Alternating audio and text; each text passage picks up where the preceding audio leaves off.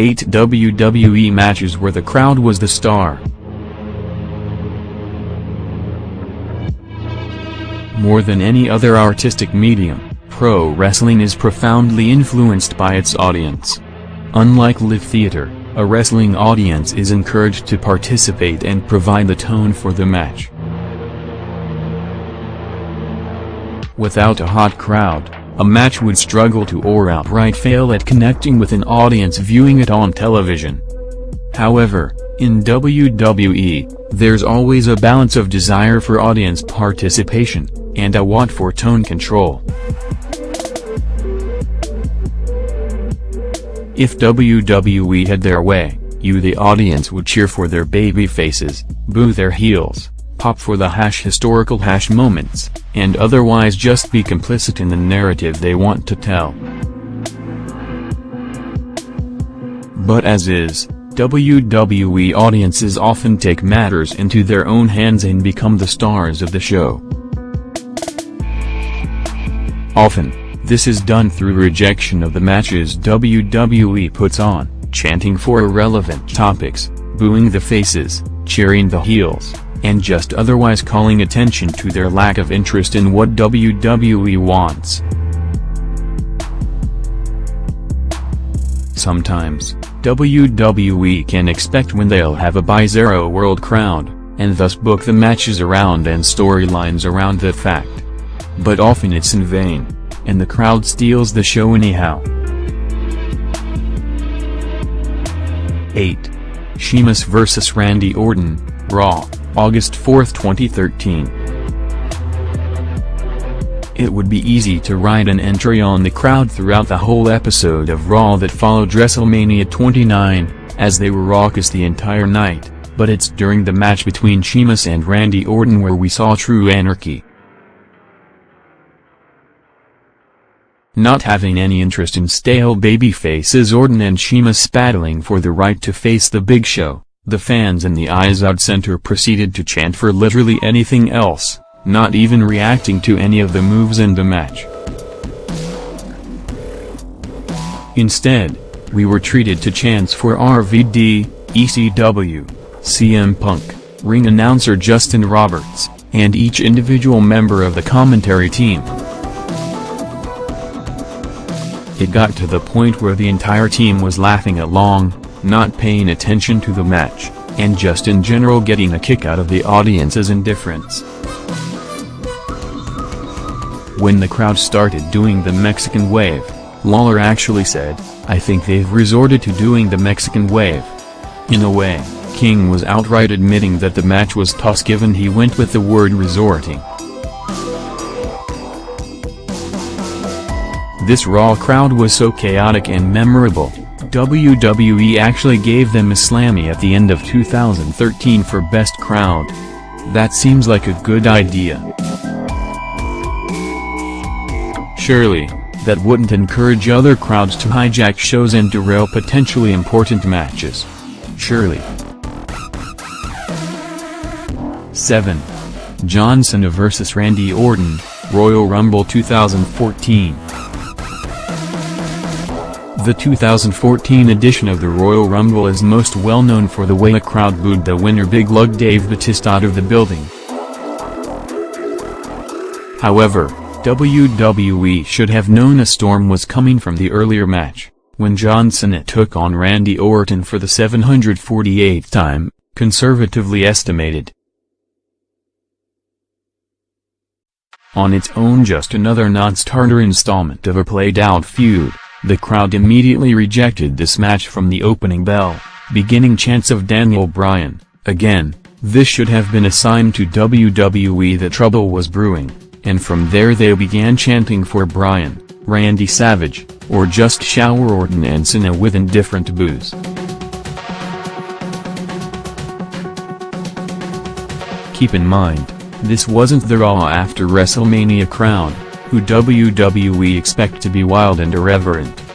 This was just a crowd in Pittsburgh, and here they were outwardly telling WWE that their main event scene needed change. It's a lesson they would learn the hard way later in the night.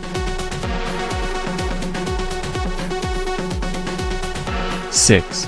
Mabel vs. Savio Vega, King of the Ring 1995. At least the prior matches occurred in the 2010s, with fans so jaded and in the know thanks to the internet. It was very damning of the WWE's mid-90s product, when the average fan knew maybe a tenth of what they know now, that the crowd was hijacking PPVs. In a King of the Ring tournament that featured Shawn Michaels and The Undertaker, Vince decided to give the main event rub to oversized and under-talented Mabel. Already a dismal show, the Philadelphia crowd decided they'd had enough in the final where Mabel defeated Savio Vega. Thus, Vince and a national audience were treated to 3 unforgettable letters, ECW. By 1995, Paul Heyman's edgy, groundbreaking Extreme Championship Wrestling had become the go-to wrestling for the city of brotherly love, and Vince McMahon's tacky cartoon starring overweight husks was just detestable. The hardcore Philly fans were sick of it, and they let the WWF know it. Arguably, this is one of the most important hijackings in history, as it finally forced Vince to pay attention to what he originally thought was just a dingy outlaw promotion. With ECW and WWF's relationship forming, it allowed the latter to find new talent as well as experiment with an edgier, more realistic tone, which eventually gave way to the vaunted Attitude Era. So, thanks Philadelphia, for hijacking Mabel vs. Not that you needed to be asked.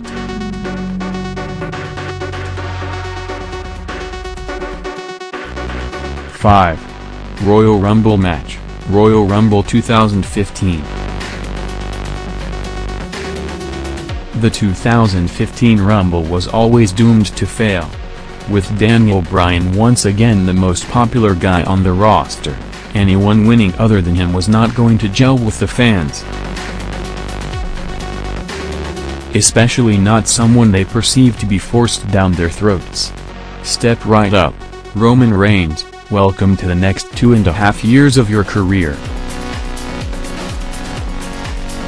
With Bryan's quick elimination, the dominance of Big Show and Kane, and Reigns' unremarkable performance, the crowd were about ready to ride as their hopes and dreams were crushed in a slow-motion train wreck. The apex of this dissatisfaction came when The Rock arrived to help his cousin Reigns fend off Kane and Big Show, and when Dwayne celebrated with his family in the ring, the boos grew even louder. No image has been more emblematic of the match or WWE's relationship with the crowd in modern times than Dwayne's face. His confusion, shock, and bruised ego are all present, almost like they were transported from Vince's face and placed on rocks. 4. Team WWF vs. The Hart Foundation, In Your House, Canadian Stampede.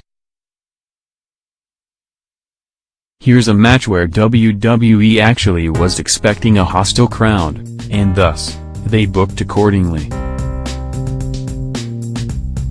By 1997, Bret Hart had turned heel and had begun a shtick of preaching anti-American sentiment, claiming that Canada and other countries throughout the world were superior in every aspect. In addition, he reformed the Hart Foundation as a stable with Davey Boy Smith, Owen Hart, and Jim Neidhart, with Brian Pillman also joining down the line. For the Canadian Stampede PPV in Calgary, the main event was a 10-man tag pitting the Hart Foundation against Steve Austin, Ken Shamrock, Goldust, and the Legion of Doom. In the promo packages leading to the show, the WWF told the American audiences that the crowd would be partisan, and that those who would normally be cheered would be booed, and those who would normally be booed would be cheered. And boy, were they correct. The Calgary audience was so vociferous, they turned what was otherwise an unremarkable tag match into an instant classic. For perhaps the last time in his career, Steve Austin got to work as a heel with actual heel heat, as the crowd were nuclear in their opposition to him, and he played up to it big time. Even more nuclear than him, however, was Bret, as the camera literally shook whenever he entered the ring. After the Harts defeated Team WWF, the crowd exploded in jubilation as Stu Hart, Helen Hart, and all the children and grandchildren of the family gathered inside the ring to celebrate. It was a truly heartwarming moment, and one the city of Calgary shared together. 3.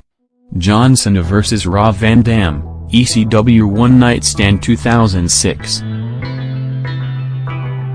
Once again, here's a match where WWE fully expected a partisan crowd, as John Cena defended the WWE Championship against RVD, but the difference here is that this was ECW, where not only was the heat intense, it was compact and laser-focused. Never has the top face of a promotion been met with such concentrated vitriol. The Hammerstein Ballroom crowd loathed John Cena, and they made themselves the star of the match, insulting Cena, making, admittedly homophobic, insinuations about his sexuality, and telling him flat out to die.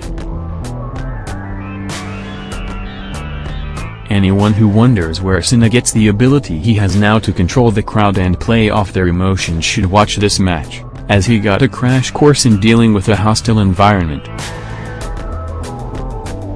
After this, it's likely no hostile crowd would ever get to Cena ever again. Perhaps Roman Reigns should go through this kind of ringer, but we'll get back to him, dear reader. 2. John Cena vs. CM Punk, Money in the Bank 2011. One more Cena match, but this time, this is not about him. Sure, the hardcore Chicago crowd threw their massive boos at him, but outdone by that was the titanic ovation they gave to hometown hero Punk.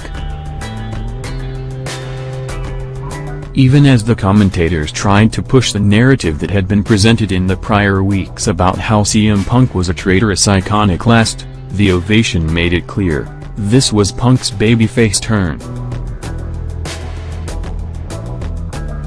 After mulling around WWE for 5 years as a straight-edge babyface, a cult leader, and the Nexus stepdad after Wade Barrett went to the store to buy smokes, here the Chicago crowd ushered him into his final form, the best in the world, the voice of the people, and the next would-be face of WWE. This match is the only one WWE has produced in the 21st century that has earned a 5-star rating from Dave Meltzer. It's absolutely true, Cena and Punk deserve credit for having great chemistry in the ring. It's the crowd that took it into instant classic territory. Truly, there is no better example of a crowd embracing what WWE has offered them. 1. Roman Reigns vs. Triple H, WrestleMania 32. Truly, there is no better example of a crowd wholesale rejecting what WWE has offered them. There have been faces booed by the crowd. There have been important main events crowds have hijacked. When the crowd is rejecting the WrestleMania main event, and the crowning of the new face of the company, and it goes on for half an hour, that's not a failure, that's a beautiful catastrophe.